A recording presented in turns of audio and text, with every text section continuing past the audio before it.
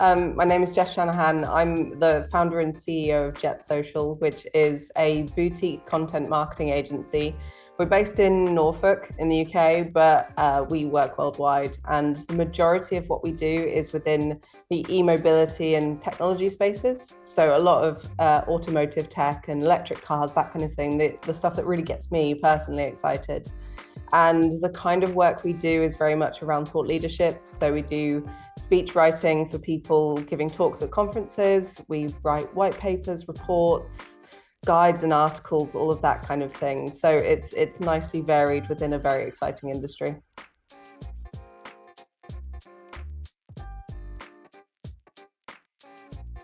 So can you give a brief outline of like your career journey into like kind of, because you are the leader of this business, aren't you? You kind of formed it together. Can you give us kind of like a history of how it came to be and why you wanted to start it essentially?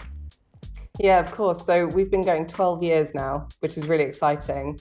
I started Jet Social because I had come out of a career in PR and marketing, and although I learned a lot in my previous roles before setting up Jet Social, there was a lot that I felt that I could do differently. And a lot of that kind of makes sense now because I've since and very, very recently been diagnosed with ADHD. So it's no wonder now that, back when I was in my, say, early 20s, I was thinking, no, I don't like being in this rigid environment of working for someone else. I need to go out and do things on my own. So it makes so much sense now. But started off very much as a generalist agency. So we were doing a lot within Norwich, where I'm based. And I was working for beauty companies, fashion companies, a couple of car companies back then, mostly doing social media and a bit of blog writing and SEO. But over the years, and just as my interests have changed, really, it's kind of grown into something a bit more technical, a lot more strategy behind it, basing that on my experience for having done this for so long. And it's been it's that there's two distinct kind of eras of Jet Social. So for probably at least 8 years, I was just doing it on my own. I would occasionally have kind of freelancers supporting me on bigger projects, but for the most part, it was me on my own, me doing the work and just kind of really, really enjoying it. But then things started to kind of grow in a way that I hadn't really expected, and it was brilliant. And I also started another side business. So suddenly I was kind of in this position where I needed help. So for the first time, and this was right at the beginning of 2020, which when you think about everything that happened in 2020, it might sound like a weird thing to have done, but I employed someone right at the beginning of 2020, and actually best thing I ever did. And since then we've employed 2 more people. So we're now a team of 4. And we've just kind of gone from strength to strength from that. And the business and the work that I do in the business has changed quite a lot since those early days, as I'm sure it has for many business owners at this kind of stage in their career. So it's been really nice to go from doing everything myself to now having a team that supports me and allows me to do the things that I'm really, really good at, while they do some of the stuff that is their strengths but might not be mine.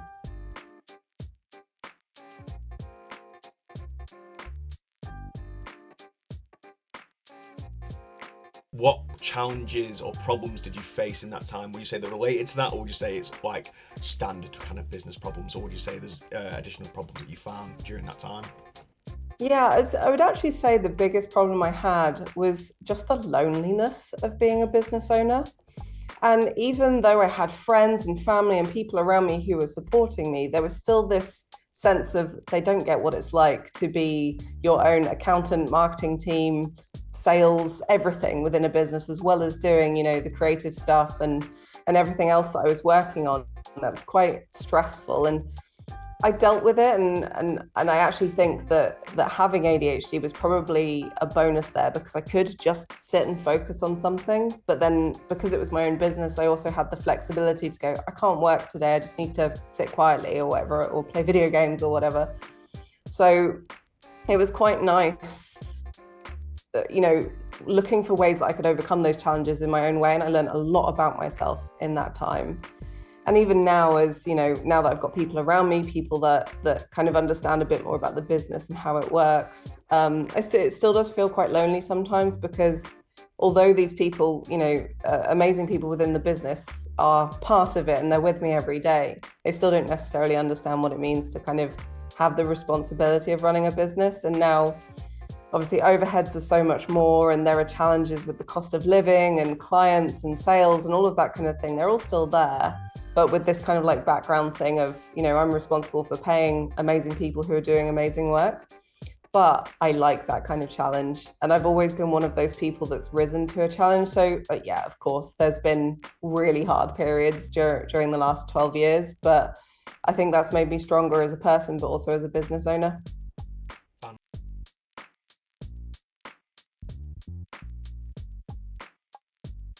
What would you attribute the main reason for that success? It's definitely the team. I think I've got a lot of technical knowledge, and I'm the one that kind of sits down and writes the big complicated reports, and I do speech writing for engineers and electricians and developers and all of that kind of thing. So I'm focused on now that technical stuff that's within my expertise, and I don't have to think about accounting. I don't have to necessarily think about business development in the way I did. I don't have to think about how the business is running, because if there's something I need to know about, someone else will tell me. So I can focus on the things that I enjoy and that I'm good at. And that's kind of what's contributed to the success of the business, because I can focus on kind of being the figurehead and showing my expertise. And that brings clients in and supports our existing clients in a way that I might have been kind of pulled from pillar to post previously. So having people to kind of back me up on stuff, whether that's editing articles or just running the business as our operations director does, it's so powerful now to allow me to kind of do the things that I am best at and that the clients really love. So I get to do my own thought leadership and content in a way that I just did not have time before. That was always the first thing to be like, to fall off the bottom of the to-do list when everything else kind of came up. So now I've kind of created a profile for myself in a way I wasn't able to do before.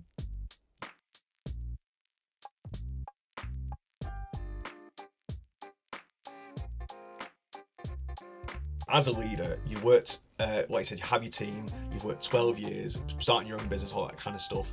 What would you say to someone now, given like 2023, someone is looking to start their own business, become a leader in their industry? What advice would you give them to someone starting out now?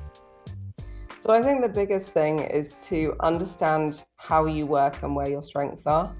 Because I actually did a talk on this at like a local event in Norwich recently. I was talking about my career and how I kind of got to this point, and it took a lot of kind of personal development in the sense of just working out how I work, especially with ADHD, and not battling against that. Because you can read so many books, watch so many TikToks, watch so much television about how to do business and get all of this advice and try and emulate that, but then get to a point of burnout or whatever it might be, because that's just not how your brain or your body works towards something like that. So I had to go through like a real journey of realizing that there is a certain way that I work. So for example, I don't book calls early in the morning because that's when my most focused time is, and that's when I write the really hard stuff, just as an example. So I'd encourage anyone who's thinking about starting a business to just work with how they work. So if there is a day where you do just need to sit in bed and read or play video games or go for a walk, the great thing about running a business is that you can do that. And if you're someone that is better off working at nighttime, work at nighttime. Don't listen to, all of the influencers out there who are like, no, you must get up at 4 a.m. If that doesn't work for you, don't do it. And I've basically tried everything at this point. I've done the get up early, I've done the morning routine. And while some of that does work for me, I am a morning person. I'm aware that some of it works for me and some of it doesn't. And there is no point in battling against myself in order to get something done, because that's the way it should be done, because it doesn't work like that. And so I would say to anyone, just figure that out for yourself. It might take some time, but just embrace it and go with it, because it's going to help you to be more productive, but also enjoy what you're doing a lot more.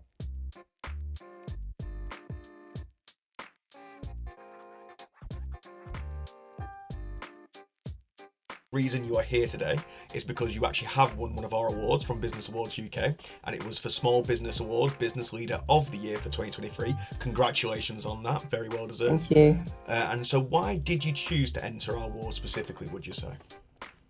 So I guess it comes with part of building my profile. We kind of wanted to get to a point where we wanted outside validation for a start, but we also wanted to kind of promote ourselves as the experts in a way that maybe we hadn't done before.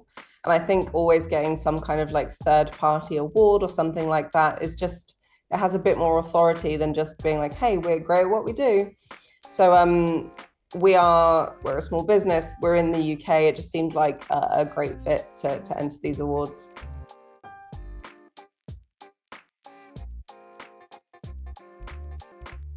And since winning the award, how has that affected your business? Have you seen any proper, tangible differences since actually winning the award? Honestly, no. Just because we haven't had a great deal of promotion just yet. We have shared stuff on our social channels, and we've had a lot of nice comments from people, but so far, no, nothing tangible just yet.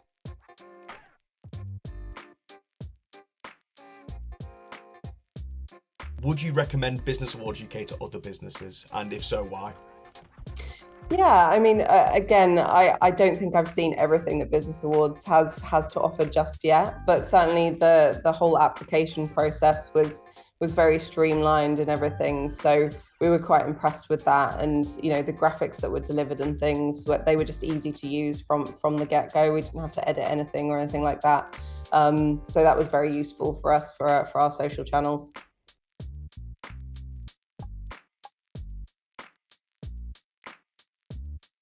What would you say is the next big step for yourself and the business? So we've got lots of big plans for new stuff that we're offering. So we've been doing it quite quietly for probably about 6 or 7 years now, but we do a lot of speech writing for talks, as I mentioned.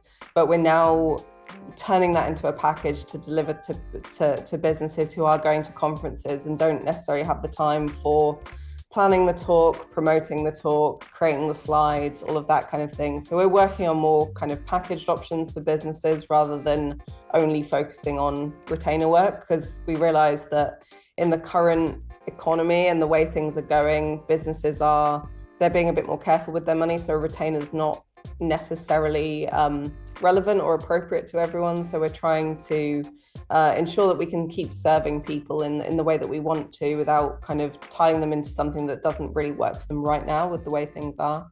But we've got lots of cool events coming up. So I'm moderating some panels at the London EV show. So I'm going to be on stage there again. I did that last year. Really looking forward to that. That was a good event for us last year. So we've got a few little things coming up like that, as well as a whole other bunch of, on stage stuff that I can't quite talk about yet. But that's our big one that's coming up in November.